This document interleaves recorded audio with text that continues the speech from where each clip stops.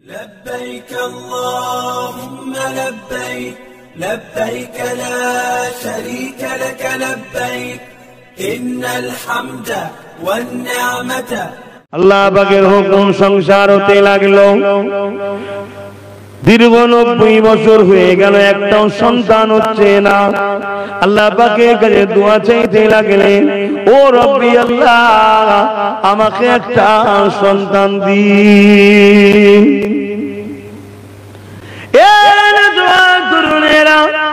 এই দোয়া একদিন কবুল হয়ে যায়।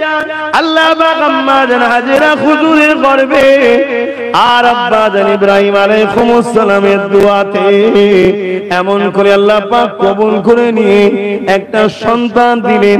সন্তানটাও সময় মতো দুনিয়াতেও চলে আসেন। যে সন্তানটার নাম হলো হযরত ইসমাঈল আলাইহিস সালাম, যিনি একজন জলিলুল কদর নবী রাসূল ছিলেন। এ যুবকেরা, তরুণেরা, বাপেরা, অনেক বছরের অপেক্ষা, অনেক দোয়ার পর ইসমাঈল আলাইহিস সালামকে পেয়ে আব্বা জান ইব্রাহিম আলাইহিস সালাম বড় খুশি হয়ে শুকরিয়া আদায় করতে লাগলেন, বাচ্চাকে আদর যত্ন করতে লাগলেন। এ নওজওয়ানেরা একদিন দুদিন যেতে না যেতে আল্লাহ পাক হুকুম করে দিলেন, ইব্রাহিম, তোমার বাচ্চা, তোমার স্ত্রীকে ওই মরুভূমি যেখানে রয়েছে আজকে কাবা শরীফ, ওখানে তখন কাবা ছিল না, কোনো ঘর ছিল না, বাড়ি ছিল না, লোকালয় ছিল না, কোনো পানি ব্যবস্থা ছিল না, কিছুই ছিল না, সবসময় কোনো লোকের বসবাস ছিল না।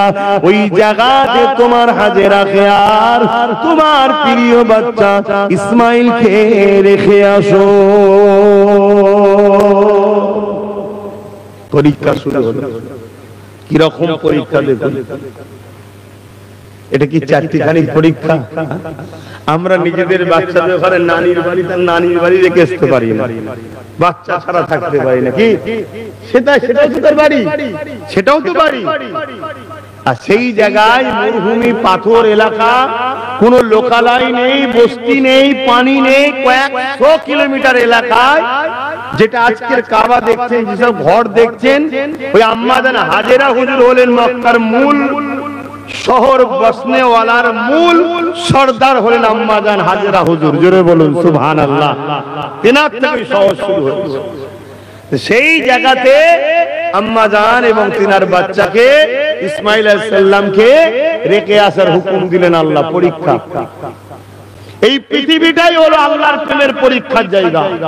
আল্লাহ তোমাকে আমাকে পরীক্ষা নেবে, সবকিছুর থেকে বেশি আল্লাহকে ভালোবাসি কিনা, এটাই পরীক্ষা।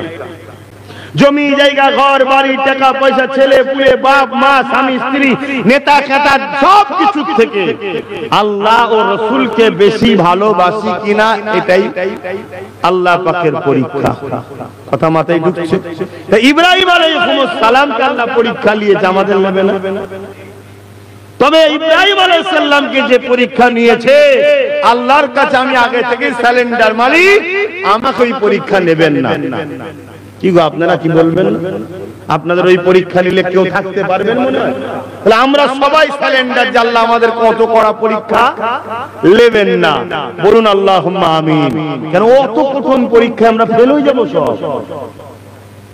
যদি জানতাম এমন জায়গায় রেখে আসছে যেখানে লোকালয় আছে, তাও নাই, মরুভূমির জায়গাতে স্ত্রীকে রেখে, বাচ্চাকে রেখে ইব্রাহিম নবী যখন ঘোড়ার পিঠে বা উটের পিঠে উঠছে, আম্মা জান হাজেরা হুজুর পিছন থেকে সালাম দিয়ে বলতে লাগলেন, এ আমার প্রাণের স্বামী, আমাদেরকে রেখে যাচ্ছেন কোথায়? ইব্রাহিম আলাইহিস সালাম বললেন, আপনারা দুজন আজ থেকে এখানেই থাকবেন। আম্মা জান হাজেরা হুজুর বললেন, এখানে কোনো বস্তি নেই, লোকালয় নেই, খাবার নেই, খাদ্য নেই, পানি নেই, ঘর নেই, কিছু নেই, এখানে থাকবো। তো এই হুকুমটা আপনার না আল্লাহর? চিন্তা করুন, এই হুকুমটা আপনার না আল্লাহর? প্রাণের স্বামী ইব্রাহিম আলাইহিস সালাম বলছেন, হে আমার স্ত্রী হাজেরা, নবীরা কখনো আল্লাহর হুকুম ছাড়া কাজ করে না, আল্লাহর হুকুম হয়েছে। আম্মা জান হাজেরা কতটা তাওয়াক্কালতু আলাল্লাহ ছিল দেখুন। আমার মায়েদের কিছু তাওয়াক্কালতু আলাল্লাহ আছে? হ্যাঁ, আজকে আমার মায়েদের আম্মা, সে শাশুড়ি মা হোক আর জন্মদাত্রী মা হোক, তাদের 5টা 6টা করে বাচ্চা 1000-1200 টাকার জন্য কারো কাছে ভিক্ষার হাত কোনোদিন পাততে হয়নি। আর আমার মায়েদের আজকে একখানা কি দুখানা বাচ্চা এর জন্য ভিক্ষা লিবার জন্য সরকারের অনুদান ভাতার জন্য বেরিয়ে পড়ছে। তাহলে বলুন আমাদের আল্লাহর উপরে ভরসা কোথায়? আর কিসের টাকা দিচ্ছে কোনো ঠিক নেই। সুদের টাকা না দেহ বিক্রি করার টাকা না মদের টাকা। কেন পশ্চিমবাংলা তো মদে আবার নম্বর 1-এ চলে গেছে। কি এক দিনে 12,000 কোটি টাকা করে মদ বিক্রি করেছে। এত মাতালের সংখ্যা বেড়েছে। আমার মায়েদের উদ্দেশ্য করে বলি, মা হয়তো কোন মোল্লা মৌলভী সাহেব বুঝাবে সরকার দিচ্ছে যখন নিতে হবে। মা কথাটা ঠিকই, সরকার দিলে নিতে হবে, ওটা আমাদেরই অধিকার। কিন্তু আপনাকে দিচ্ছে কেন?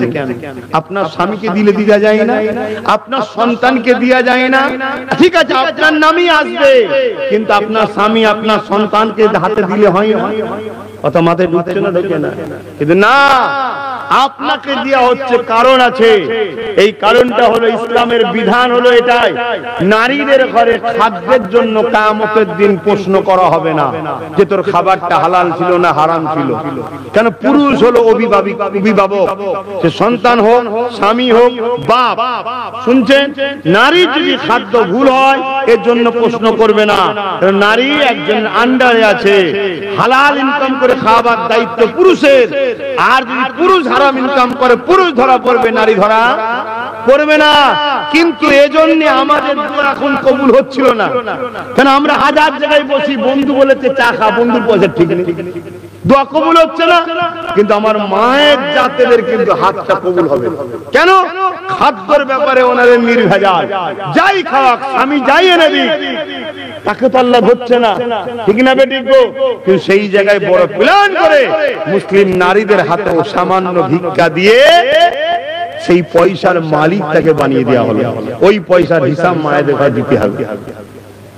কথা মাথায় ঢুকছে? মশলাটা খুব সাবধান হন। কিন্তু কে আমার কথা শুনবে বলেন? কে? তবে হ্যাঁ আলহামদুলিল্লাহ এই বলাতে একজন হলো তো শুনুন, ওইটাই যথেষ্ট, ওটাই আমার জন্য যথেষ্ট। এবারে কে শোনে না শোনে সেটা আমি খুব ভালোভাবে জানি। কেন আমার আম্মারা যাইতো যে বাপ তোমার কথা শুনে আমি লি না, কিন্তু লি না বলে পাড়ায় একটু টার্গেট করে। অনেকে বলে এই মনে হয় আব্বাস সিদ্দিকীর ভক্ত। আমি আবার মশলা বলে দিয়েছি, মা যদি মনে হয় জানের উপরে হামলা হবে নিয়ে নেবেন, আল্লাহ দেখছে, কিন্তু নিজের জন্য খরচ করবেন না। শুনছেন না? শোনেন? আর যেমন সুদের টাকা কি করা হয়, আমি দিচ্ছি বলা যাবে না, তাহলে সঙ্গে সঙ্গে সুদ নিলে বিনা প্রচারে, বিনা নামে, বিনা শর্তে আমি দিচ্ছি, কেউ না জেনে দে দাও, এটাকেও দিয়ে দেবে, মিটে যাবে। তাহলে কথা শুনছেন তো? কেন? জালিমদের বাড়বাড়ন্ত বেশি, তো জালিমরা জুলুম করতে পারে। হুজুরের সঙ্গে হযরত ইসমাঈল আলাইহিস সালাম ওখানে রয়ে গেলেন। ওই সময় যখন বললেন এ আমার প্রাণের স্বামী রে, কে আপনি রেখে যাচ্ছেন? আল্লাহ পাকের হুকুম এটা ছিল। হযরত ইব্রাহিম আলাইহিস সালাম বললেন নবীরা আল্লাহ পাকের হুকুম ছাড়া চলে না। ওই সময় আম্মা জান হাজেরা কি বলেছিলেন? হে আমার প্রাণের স্বামী, তাহলে আপনি নিশ্চিন্তায় যান, কারণ আপনার থেকে অনেক বড় আমার গার্জেন হলো, আমার অভিভাবক হলো স্বয়ং আমার আল্লাহ পাক।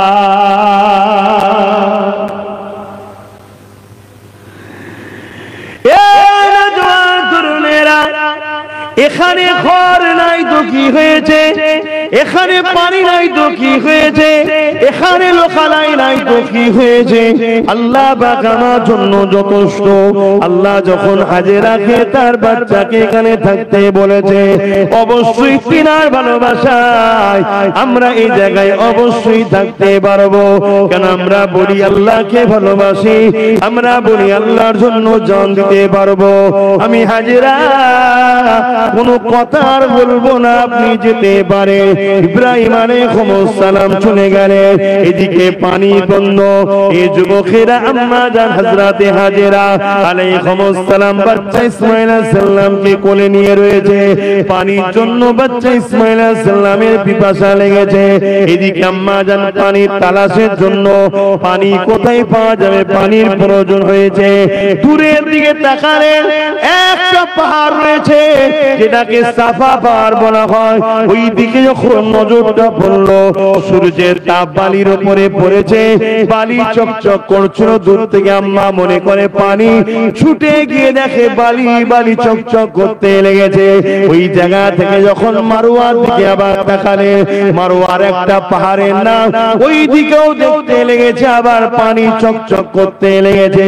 আম্মা জান হাজেরা আলাইহিস সালাম ওই মারওয়া পাহাড়ের দিকে ছুটতে লেগেছে, যে দেখতে লেগেছে বালি রয়েছে। এই বালি দেখে পানি মনে করেছে চকচক করতে লেগেছে।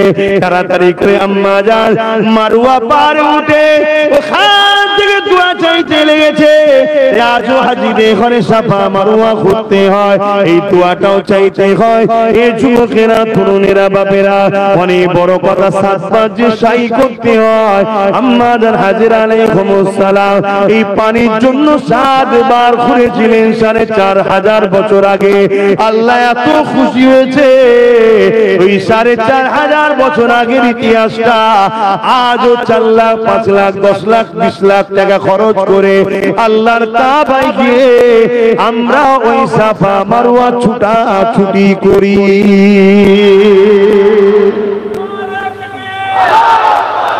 অনেকে বলে নবী দিবস করা যাবে না, নবী স্মৃতি বানানো যাবে না। হায় রে বোকা, আম্মা জান হাজেরা স্মৃতি হজের ফরজের মধ্যে ঢুকিয়ে দিয়েছে আল্লাহ।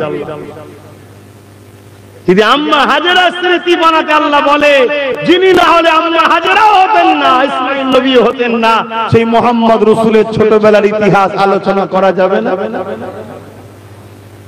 আমি আল্লাহর কাছে দোয়া করি আমার সেই সকল ভাইদের আল্লাহ নবীর প্রেমিক বানিয়ে দিক, বলুন আমিন। ভুল ভ্রান্তি ছেড়ে দিয়ে আমাদের ঐক্য হওয়া দরকার। কেন এইদিকে কেন্দ্র সরকার যেভাবে ওয়াকফের উপরে হামলা করছে, মুসলিম অধিকারের উপরে হামলা করছে। গতকালকে আপনারা খবর পেয়েছেন কি জানি না, কলকাতার মতো শহরে বোরখা পরে যাওয়ার জন্য তার উপরে জুলুম হয়েছে। প্রকাশ্য বলা হচ্ছে ভারতবর্ষে, হিন্দুস্তানে বোরখা পরা হবে না। উচিত সংবিধান বিরোধী কথা বলার জন্য রাজ্য সরকারের পুলিশ দ্বারা অ্যারেস্ট করা দরকার, কিন্তু অ্যারেস্ট করবে না রাজ্য সরকারের পুলিশ। অ্যারেস্ট করবে কাকে? কথা মাথায় ঢুকছে না? যারা সংবিধানের পক্ষে তাদেরকে অ্যারেস্ট করবে। কেন? ঠিক কথাই বলেছে, রাজ্য সরকারের মনের কথা বলে।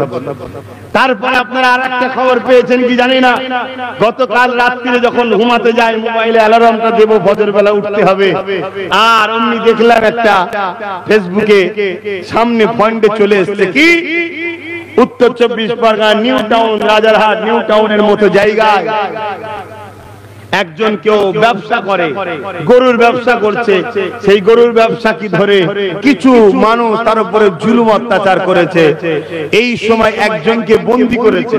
বন্দী করার জন্য যারা জুলুম করেছে তাদেরকে বন্দী করেছে, আর যে ব্যবসায়ী তাকে মেরে হসপিটালে পাঠিয়ে দিয়েছে। বাকি সব পালিয়ে গেছে। একে উচিত প্রশাসন শাস্তি দেওয়া দরকার, তা না করে প্রশাসন র‍্যাব নামিয়ে যারা মেরেছে, যাকে বন্দী করে ধরেছে, তাকে ছিনিয়ে নিয়ে এসছে পাবলিকের হাতে। শুনছেন কি হচ্ছে? তার মানে মুসলমানের অধিকার ভারতবর্ষে এবারে খর্ব হচ্ছে প্রকাশ্য, এতদিন হচ্ছিল গোপনে। তাই বারবার বলতাম রাজ পাওয়ার তৈরি করো। আমার অনেক মুসলিম ভাই আমাকে ভুল বুঝে গাল দিতে, সমালোচনা করতে, আমার কমের লোকের আজও করে অনেক। মনে রাখবে, সংবিধানের অধিকার পেতে গেলে সংবিধানের পদে বসাতে হবে আমাদের ছেলেদেরকে।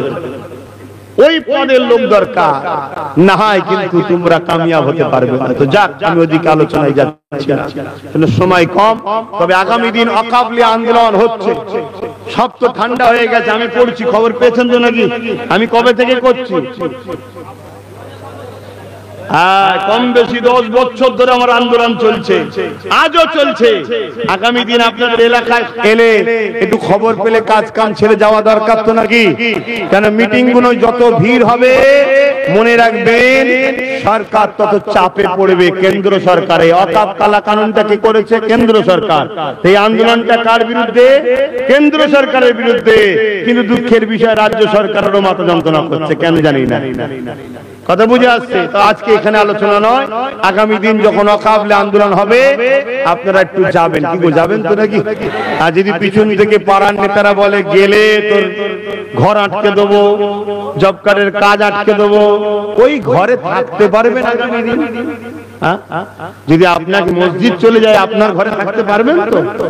প্রথমে আপনার চিহ্নগুলোকে মিটাচ্ছে, চিহ্ন পেহচান যখন মিটে যাবে এক কথাই বলবে বাঙালি মুসলমান মানে বাংলাদেশ থেকে এসছে, আর অবাঙালি মুসলমান মানে পাকিস্তান আফগান থেকে এসেছে, অতএব তারা ওই যে নাগরিকত্ব দেবো না বলছে। প্রথম তোমাদের প্রাচীন ইতিহাস মিটাচ্ছে। 100 বছর, 200 বছর, 300 বছর, 400 বছর, 500 বছর, 1000 বছরের মসজিদ, মাদ্রাসা, কবরস্থান যদি মিটে যায় তার মানে তোমরা ভারতে 100 বছর আগে ছিলে না। এটাই প্রমাণ হবে তো নাকি? এটা মিটাতে চাইছি, আগে লড়াই করে এটা বাঁচাও। তো যাক, সময় তো নেই, কি বজ করবো বলে।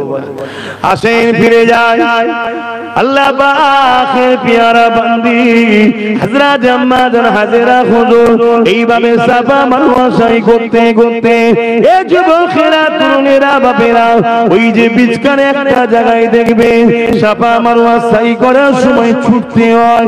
এই ছুটার কারণটা হলো এই জায়গায় আম্মাজান যখন পাহাড় থেকে নেমে যায় আর ইসমাঈল আলাইহিস সালামকে দেখতে পেত না, কারণ পাহাড় থেকে একটা পাহাড়ে যাওয়ার বিচখানটা হলো একটু ডাউন জায়গা বলে দেখা যেত না।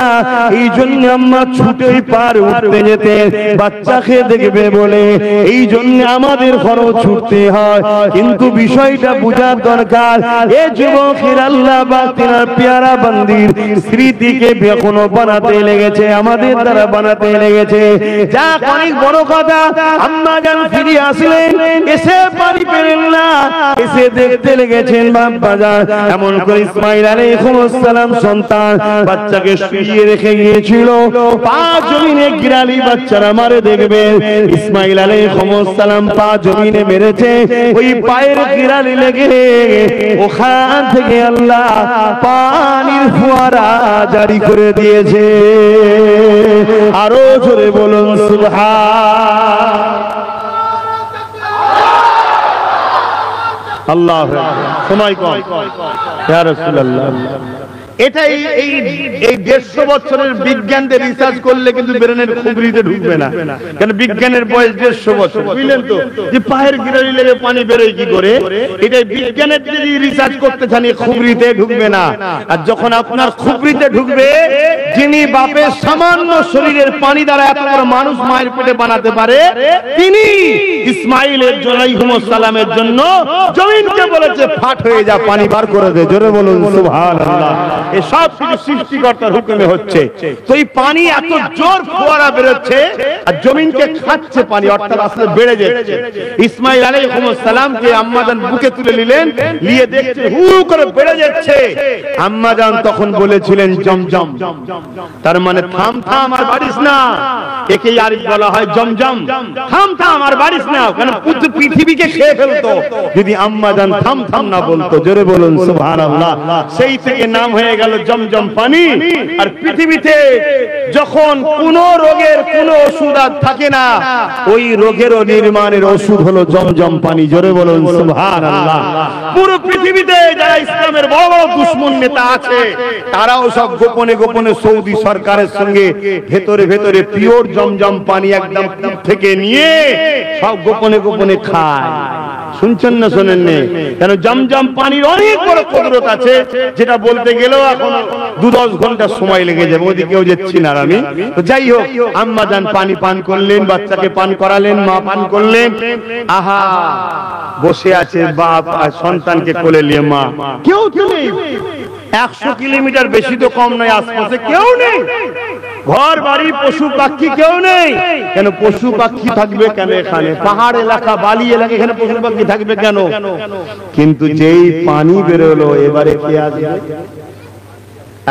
পাখি আসবে, ঠিক বলেছে, পাখি আসা শুরু হলো। জোরে বলবেন না সুবহানাল্লাহ, জোরে বলবেন না সুবহানাল্লাহ। পাখি আসা শুরু হলো, পাখি উঠছে নামছে, পাখি উঠছে নামছে। আর তৎকালীন সময়ে কিছু যাযাবর ছিল, ব্যবসা করতে এক জায়গা থেকে আরেক জায়গায় যেত। একটা কাফেলা বহু দূর থেকে আসছে, তারা পানির জন্য মরুভূমির মধ্যে ফেসে গেছে, পানি পাচ্ছে না, কিন্তু দূর থেকে দেখছে ওখানে পাখি উঠানামা করছে। পাখি যেখানে আছে তার মানে পানি। জোরে বলুন। আর আল্লাহকে আম্মাজান হাজেরা বলেছিলেন, আল্লাহ যথেষ্ট আমার জন্য। আল্লাহকে দেখুন, আমরা তো আল্লাহর উপরে ভরসা ছেড়ে দিয়েছি, এজন্য তো আমাদের দুর্দশা, আমাদের দুর্দশা। আল্লাহর উপরে ভরসা ছেড়ে দিয়েছি। আমি খারাপ নেবেন না, বাস্তব কথা বলছি। আজ আমাদের মুসলমান আলেম উলামা, ইমাম, পীর, পীরজাদা, মাওলানা বেশিরভাগের মধ্যে ঢুকে গেছে, বেশিরভাগের মধ্যে ঢুকে গেছে। ওয়াকাফ কালাকানুনের বিরুদ্ধে বেশি আন্দোলন করতে চাইছে না। অনেকের মধ্যে ঢুকে গেছে, আমাদেরকে মেরে ফেলবে, আমাদেরকে ধরে নিয়ে যাবে, এটা হবে ওটা হবে। আরে আল্লাহর উপরে ভরসা করো, আল্লাহর উপরে ভরসা করো, তোমার তকদিরে যা আছে সেটা হবে। এটা যেমন। আরেকটা হচ্ছে রাজ্য সরকার বলেছে আর আন্দোলন করবি না, রাজ্য সরকারকে ঘাটাতে চাইছে না। কেন ঘাটাতে চাইছেন না? বলছে বিজেপি কে রুখতে হবে। শুনছেন না শোনেন? মানে বিজেপি কে রুখার জন্য আল্লাহর উপরে ভরসা নয়, মমতার উপরে ভরসা। তো এ মুসলমান মার খাবে না তো কারা খাবে ভাই? বলুন বলুন, কারা খাবে? আহারে ভাই রে ভাই রে, কবে যে আমার কম শুধরাবে আল্লাহই জানে। তবে শুধরে তো অবশ্যই যাবে, কিন্তু রাসূলুল্লাহর হাদিস অনুযায়ী যা নমুনা পড়েছি সেসব কোনো তো আমভাবে বলা যায় না। খুব ভয়ানক ঘটনা কিন্তু আমাদের বাচ্চাদের জন্য অপেক্ষা করছে, আমাদের দোষে, আমাদের দোষে। আরে রাজ্য সরকারকে দিয়ে যে কাজ বিজেপি পুরো দেশে করছে, আরএসএস এর সেই কাজটা রাজ্য সরকার দিয়ে আরএসএস করে নিচ্ছে। লক্ষ্য তো একটাই, আরএসএস এর কাজ করা। শুনছেন না শোনেন? কিন্তু আমার কম তো বুঝছে না কেন। ও প্রকাশ্য বলে মারো ধরো কাটো, আর ইনি বলে মারিস না রে, মারিস না রে, আইনে আইনে। ঘরে ধরো, সে ছোটবেলায় নানো দাদা গল্প শোনাতো না? হ্যাঁ, জঙ্গলের মধ্যে বিপদে পড়ে গেছে, আর একজন বয়স্ক মহিলা সেজে এসে বলছে, কি হয়েছে বাবা, কি বিপদে পড়েছো? আসো আমার ঘর আছে, খেতে দেবো। ঘরে নিয়ে গিয়ে এবারে ঘরের দরজাতে দিয়েছে, দিয়ে দেখছে সব মাথা কাটা পড়ে আছে। শুনছেন না শোনেন? ডাইরেক্ট যদি আমাদের মোকাবেলায় কেন্দ্র সরকার আসে, পশ্চিম বাংলায় চ্যালেঞ্জের সাথে বলছি, চ্যালেঞ্জের সাথে বলছি, পশ্চিম বাংলায় নাকানি চুপানি খাইয়ে দেবো কেন্দ্র সরকারকে। শুনছেন তো শোনেন? হ্যাঁ, এখানে আমাদের পাওয়ার এত আছে, তাই এখানে ডাইরেক্ট ওদেরকে আনছে না, এখানে আনছে কে? থাক থাক থাক থাক আমি আছি তো, থাক থাক আমি আছি তো। অমনি যে বলছে মেরাই মেরাই মেরাই, এরকম মুনাফিক টাইপের একজনকে বসিয়েছে। এই রাজ্য সরকারটি কেমন মুনাফিক টাইপের। দেখলেন না কিছুদিন আগে কি বললো? হঠাৎ করে খবর পেলাম রেড রোডে নাকি নামাজ হবে। শুনেছেন তো নাকি? এটা সাজানো নাটক। কেন ওই দিল্লি চলে যাও, না সব থেকে বড় দুশ্মন আমি হব বাংলায় আন্দোলন করলে। এটা মুসলমানদের বুকে লেগেছে না লাগে না? যারা এর দল করে তার বুকে লেগেছে, লেগেছেন লাগে না? আর যে কটা মুসলমান এর দল করে ইমান নেই, একদম মারটা মারা বেঈমান, ও কটা কথা বাদ দে না, ও কটা করে বল ছেঁচেরা একদম।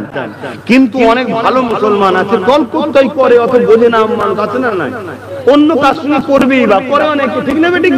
আইএসএফ তো নতুন নতুন হয়েছে, তো অনেকে করে। কিন্তু এই কথাটা বলার পরে কিন্তু প্রত্যেকটা ইমানদার মুসলমানের দিলে কিন্তু ব্যথা লেগে গেছে। দল যারা এত বড় কথা বললেন, আপনি বলতে পারতেন যে আন্দোলনটা যে রাজ্য কেন্দ্র সরকার যখন করেছে, আমার রাজ্যে করছো করো, রাজ্যের জন্য ক্ষতি না হয়, লোকজনের ডিস্টার্ব না হয়, এটা বলতে পারতেন, ঠিক না বেটি? এটা সবার লেগেছে। ও বুঝতে পেরেছে যে আমার তো বিরাট বড় ক্ষতি হয়ে যাচ্ছে, তাই কি করা যাবে? সামনে ঈদের নামাজ এসছে, হঠাৎ করে বলে দিল কি রেড রোডের নামাজ হবে না, সেনাবাহিনী নাকি মানা করবে। শুনছেন না? পরে কি প্রচার হচ্ছে না, পরে রাজ্য সরকারের হস্তক্ষেপে নামাজ হবে। তার মানে কি মুসলমান পাড়ায় এবার যে বলো দেখলি রাজ্য সরকার আমাদের ঈদের নামাজের ব্যবস্থা করে দিল, সিম্পেথি নেবে, মানে এই নিয়ে কামড়াচ্ছে।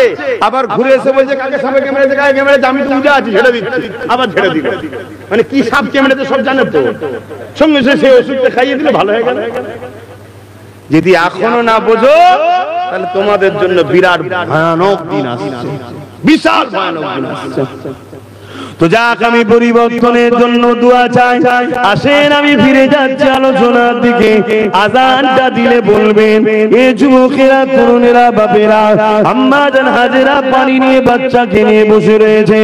এদিক ওই কাফেলা যখন দেখতে পেয়েছে, ওই পাখিকে কেন্দ্র করে টুকটুক করে আগিয়ে এসে দেখে একজন মহিলা পুরো নিজেকে ঢাকা এবং একটা কোলে বাচ্চা রয়েছে, যে বাচ্চা শরীর থেকে আলো চমকাতে লেগেছে।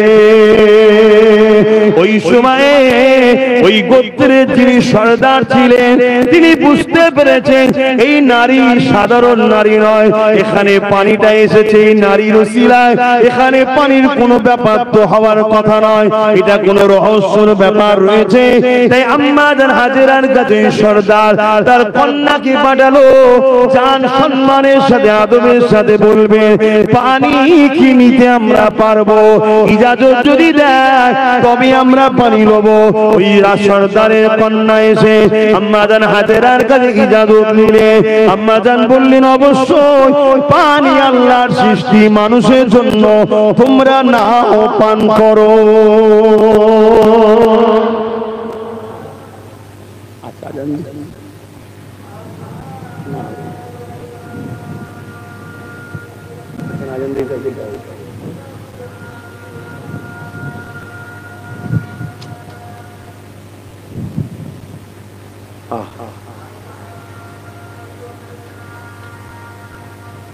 আজানটা হয়ে যাক, তারপর দোয়া করে দেবো, দিয়ে নামাজ পড়ব আমরা।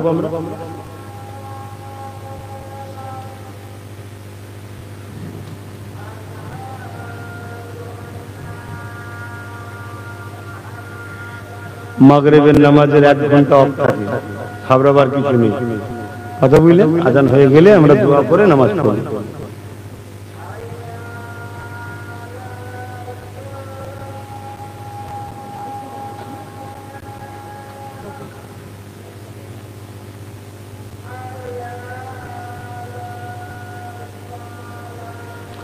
লা হাওলা ওয়ালা কুওয়াতা ইল্লা বিল্লাহ।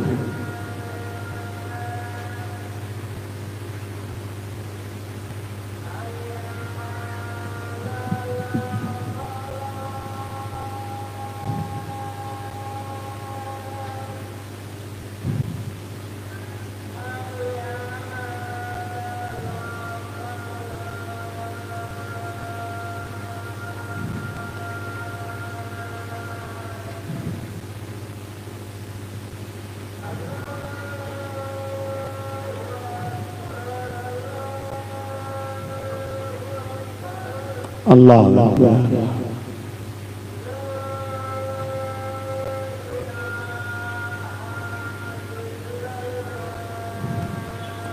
আল্লাহ আল্লাহ।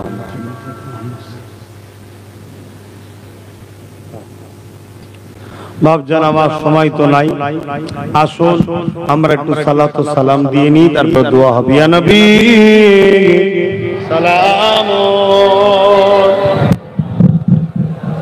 ইয়া রাসূল সালাম,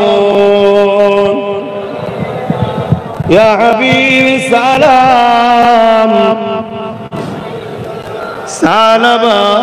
সালাওয়াতুল্লাহ আলাইকা ইয়া নবী, নামো ও পিয়ারা, ইয়া রাসূল নামো পিয়ারা,